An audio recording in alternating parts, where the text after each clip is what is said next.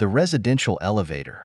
This is a short, scary story about a boy who has an overpowering fear of the elevator in his apartment building. There was a young boy named Kenneth who lived with his parents.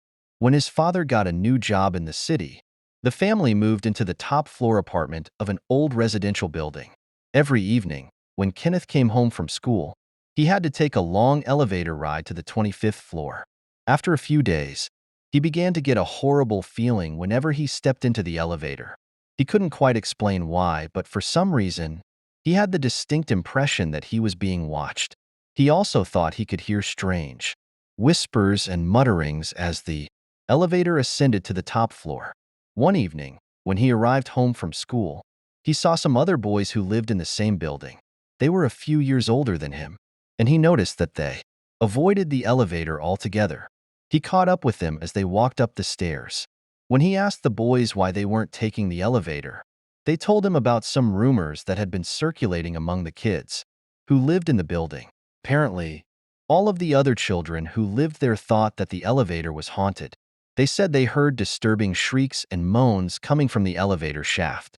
They also told him about a kid who had gone missing in the residential building only a few months before he and his parents moved in. Kenneth had a sinking feeling in his stomach as he listened to the story. The older boys told him. They said the kid had mysteriously disappeared and nobody was able to find him. He was still listed as a missing person. The adults thought he must have been kidnapped, and the police were still investigating, but the kids suspected that it had something to do with the old elevator. That was why they avoided using it whenever possible.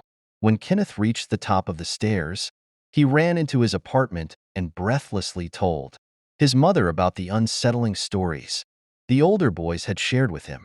She just laughed and dismissed them as the typical rumors and legends that kids and teenagers always like to use to scare each other. His mother said that there was no such thing as a haunted elevator, and it was childish to believe such outlandish tales. Still, Kenneth couldn't help being terrified of the old elevator. He took to using the stairs as much as possible, even though it was a very long climb and it left him tired and out of breath. The only time he would use the elevator was when his mother or father were with him. He figured that nothing would happen to him as long as one of his parents was there to protect him. One evening, Kenneth came home late after football practice. He was deathly tired and was really dreading having to climb the stairs. He walked into the lobby of the residential building and breathed a sigh of relief when he saw his mother standing there with her back to him, waiting for the elevator. The doors opened and she stepped inside. Kenneth jumped in after her. The elevator doors closed and that's when he realized that the light wasn't working.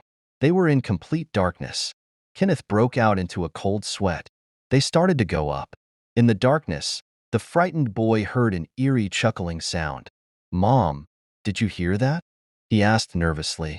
As the elevator ascended, the chuckling grew louder. It sounded like evil laughter. "That's the sound I told you about, Mom," he said, shaking with fear. A chill ran down his spine when he heard a deep voice reply, "You really believed I was your mother?"